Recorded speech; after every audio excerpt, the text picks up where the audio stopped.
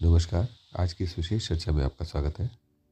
आज का हमारा विषय अत्यंत ही गहन और दुरूह भी है। गहन इसलिए क्योंकि उसको सभी अपने जीवन में खोजने की प्रयास करते हैं, पर बहुत ही विरले होते हैं जो उसका उत्तर पा सकें। और दुरूह इसलिए क्योंकि और सब जगह जाने का तो रास्ता है, लेकिन मैं अपने स्वयं तक कैसे जाऊं, इसका कोई रास्ता ही नहीं मिलता। सबसे बड़ी बात कि अगर मैं ये सवाल स्वयं से पूछूं कि मैं कौन हूं, तो मैं कहाँ जाना चाहता हूँ? मैं अपने तक पहुँचना चाहता हूँ, अपने को समझना चाहता हूँ। तो मैं अपने तक पहुँचूँ कहाँ? कहाँ जाना पड़ेगा मुझे? लेफ़्ट लूँ कि राइट लूँ? क्या करूँ? आसन करूँ? प्राणायाम करूँ? कैसे करूँ? तो ये एक बहुत ही डिफ़िकल्ट टास्क बन जाता है। और इसका निदान क्या है? इस खोज के लिए करना क्या पड़ता है? तो सबसे पहले इस खोज के लिए मैं को संश्लिष्ट करना पड़ता है, एकत्रित करना पड़ता है। जब वो मैं बन जाता है, जो वो मैं आइडेंटिफ़ाई होने लगता है, तो उस मैं को आप समझ सकते हैं, पहचान सकते हैं। लेकिन जब तक आप अपने इस पूरे पूरे कलेवर में से वो मैं क्या है उसे नहीं ढूंढ लेते, तब तक ये अनबनी सी, एक अटपटी सी समस्या बनी रहती है। अब इसके लिए एक सरल सा एग्जाम्पल लेके समझने का प्रयास करते हैं।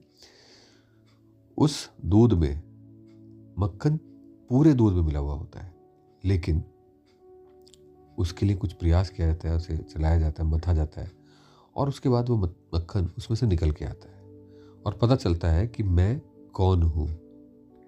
बिल्कुल ऐसी ही हमारी आज की स्थिति है, जिसके अंदर सारा दूध बना हुआ है, सब एक जैसा है, लेकिन उसमें से मक्खन कौन सा है, ये मैं कौन हूँ, वो हमें ढूंढना पड़ेगा। और जब मैं उस मैं बोल रहा हूँ, वो जो मैं है, सो कॉल्ड मैं है, वो मैं ईगो नहीं है, अभिमान नहीं है।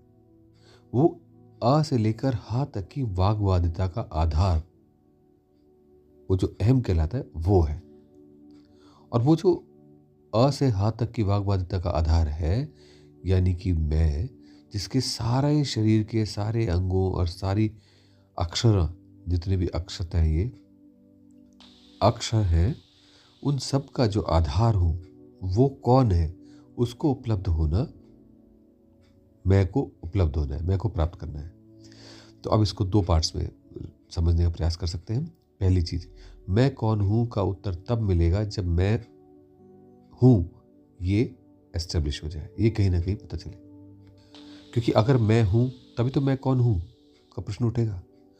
तो सबसे पहले तो आपको वो क्रिया करनी पड़ेगी जिसके माध्यम से ये मैं हूं हो सके। क्योंकि आज जो मैं हूं वो बिल्कुल दूध की तरह से है, और जो मैं हूं जिसमें वो मैं संश्लिष्ट हो चुका है मक्खन की तरह से, वो मैं फिर ढूंढ सकता है कि वो कौन है। वो फिर समझने का प्रयास कर सकता है कि वो कौन है। और अब जब हम महाकुंभ की चर्चा कर रहे हैं, तो ऐसे में ये समझना बहुत आवश्यक है कि महाकुंभ ही एक ऐसी यात्रा है जिसके माध्यम से उस मैं का संश्लिष्ट होकर के अलग से उसे हम पहचान सकते हैं, पा सकते हैं। अब ऐसा क्यों कहा कि महाकुंभ का इससे क्या लेना देना है? तो वास्तव में महाकुंभ, अगर हम कथा को पुनः जाएं, उसको फिर से एक बार रिवाइज करें, तो अमृत की जो बूंदें निकली समुद्र मंथन से, अमृत का जो कलश निकला, वो जहां जहां गिरा वहां पर महाकुंभ सेलिब्रेट किया गया। अब इसको आप लिंक करना, समझना। तो महाकुंभ वो स्थान पर हो रहा है जहां पर कुछ बूंदें गिरी हुई हैं अमृत की, उस पर्टिकुलर देश, उस पर्टिकुलर काल के अंदर, जो साइक्लिक होकर के हर 12 साल में आ रहा है। अब इसके अंदर हमें वो व्यवस्था, अवस्था प्राप्त हो सकती है, होती है, जिसके माध्यम से हम मैं को संश्लिष्ट कर सकें। आप कैसे करेंगे? वो भी इसी में दिया गया है, महाकुंभ की तैयारियों में ही होता है वो भी। तो सबसे पहले समुद्र मंथन, जीवन को उस श्रीहीन अवस्था को श्रीवान बनाने के लिए, श्रीमान बनाने के लिए आवश्यक है कि समुद्र मंथन किया जाए। अब अगर हमें स्वयं को पाना है तो हम किसका समुद्र मंथन करेंगे? किसी पड़ोसी का तो नहीं कर देंगे। इंडिविजुअल की अगर हम बात करें तो अपना ही हमें समुद्र मंथन करना है। और अपने समुद्र मंथन को कहाँ करेंगे, कैसे करेंगे, उसको भी समझते हैं। लेकिन पहले ये समझें कि हमें निज यानी स्वयं यानी अहम यानी मैं का कुंभ को प्राप्त करना होगा, तभी उसके कुंभ की हम व्यवस्था को समझ पाएंगे और महाकुंभ से जुड़ पाएंगे। क्योंकि महाकुंभ तो यूनिवर्सल फिनोमिना है और कुंभ इंडिविजुअल फिनोमिना है। तो जो कुछ बाहर घटित हो रहा है वो हमारे अंदर भी घटित हो रहा है। तो अगर बाहर जो है अमृत की बूंद छलकी है अभी प्रयागराज में, तो वो बूंद हमारे अंदर भी छलकी है प्रयागराज में, हमारे अंदर के।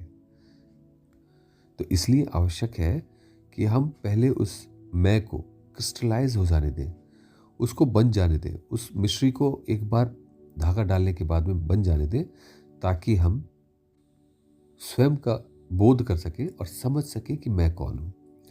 तो वास्तव में महाकुंभ जैसा दिखाई देता है या जैसा मान लिया जाता है कि जाओ नहा लो, ये उससे बहुत ज़्यादा है। इसमें आपको नहाना नहीं है, इसमें आपको नहाते समय अपने आप को संश्लिष्ट कर लेना है। उस मैं को, उस ब्रह्मांड में से उस बूंद को ढूंढ लेना है। उस सागर के ऊपर उठती हुई एक लहर को पकड़ लेना है।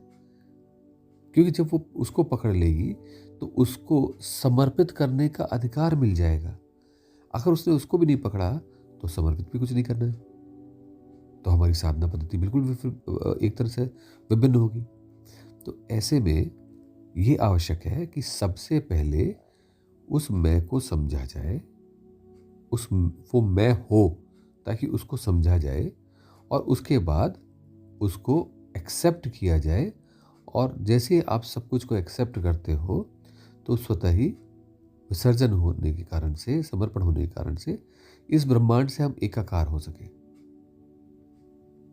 तो प्रारंभिक बिंदु और मूल बिंदु महाकुंभ एक ऐसी व्यवस्था है, एक ऐसी डिवाइन स्टेट है जिसके अंदर इस सभी कुछ की संभावनाएं स्वतः बननी शुरू हो जाती हैं। और इसी कारण से बहुत सारे लोग हैं जो उन अंतर्मुखी साधुओं के पास जाते हैं जहाँ पर कुंभ घटित हो रहा होता है, और उनसे अपने जीवन को रिफ्लेक्ट करते हैं। तो एक प्रकार का तो हो गया नहाना। नहाने के अलावा वहाँ पर लगे हुए शिविरों में उन साधुओं के प्रवचनों को सुनने से, उनसे मिलने से एक प्रकार से व्यक्ति अपने आप ही अपने आप में अपने अंदर फेंक दिया जाता है। और जब वो अपने अंदर चला जाता है तो क्या होता है? तो वो मैं को पाने लगता है कि उसके अंदर का वो मैं क्या है। और जब वो उसको पा लेता है, समझने लगता है, तो वो कौन हूँ, क्या हूँ, ये सारे जो प्रश्न है उनके उत्तर उसे मिलने प्रारंभ हो जाते हैं। क्योंकि फिर एक दिशा मिलनी शुरू हो जाती है। और दिशा में क्या होता है? पहले गाड़ी तो होनी चाहिए। अब जैसे मान लीजिए आपके पास गाड़ी नहीं है और आपके लेफ्ट में जाना है या नॉर्थ में जाना है या ईस्ट में जाना है। अब आप चलाओगे तो तभी जब गाड़ी होगी, और जब गाड़ी नहीं होगी तो क्या चला रहे होगे? कुछ नहीं, सिवाय हवाई कल्पना के या ऐसे इमेजिन कर लेने के कुछ नहीं हो रहा होगा। तो सबसे पहले गाड़ी खरीदनी पड़ेगी। और गाड़ी कहाँ है? वो मैं का आइडेंटिफिकेशन इन वन सेल्फ। और वो कैसे करना है? वो करना है समुद्र मंथन के माध्यम से। तो अब इसका सरल सा उपाय क्या है? इसके बहुत सारे डिवाइन प्रयोग हो सकते हैं, मंत्रात्मक, तंत्रात्मक और सभी विधियां भी हैं इसकी। परंतु सबसे सरल, जिसमें जो है दीक्षा की समस्या भी नहीं है, आप आराम से जहाँ पर भी है उसी जगह पर इसको कर सकते हैं। इसके होने के बाद आपकी दृष्टिकोण में अपने आप ही एक परिवर्तन आ जाता है और जीवन एक प्रकार से पूरी तरीके से बदल जाता है। जैसा था वैसा नहीं रहता है। क्यों? क्योंकि अब कोई है जो उस जीवन को चला रहा है, कोई शासक है जो उस जीवन को चलाने वाला आपके अंदर उपस्थित है। और वो शासक कौन है? आप स्वयं। तो इसलिए आपकी समस्याएं, आपके जीवन के चारों तरफ घटित हो रही व्यवस्थाएं, सब कुछ स्वतः ही परिवर्तित होनी प्रारंभ हो जाती है जिस दिन आपका जन्म हो जाता है।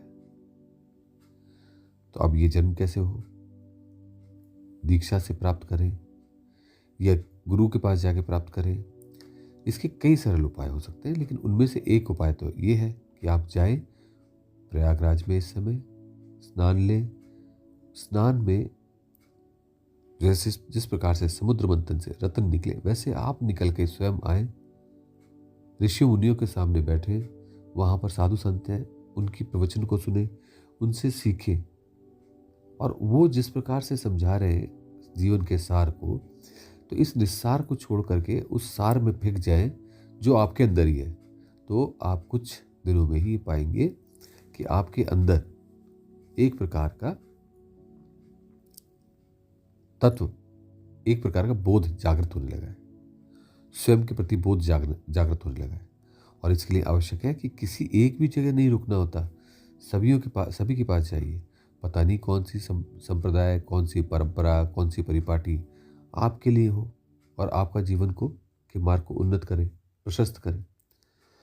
अब दूसरी चीज़, अगर आप जहाँ भी हैं, अपने घर पर भी हैं, तो भी समुद्र मंथन को उपयोग कर सकते हैं और उस अवस्था को प्राप्त कर सकते हैं जहाँ पर मैं मिलता है, ये मैं हूँ, समझ में आ सके।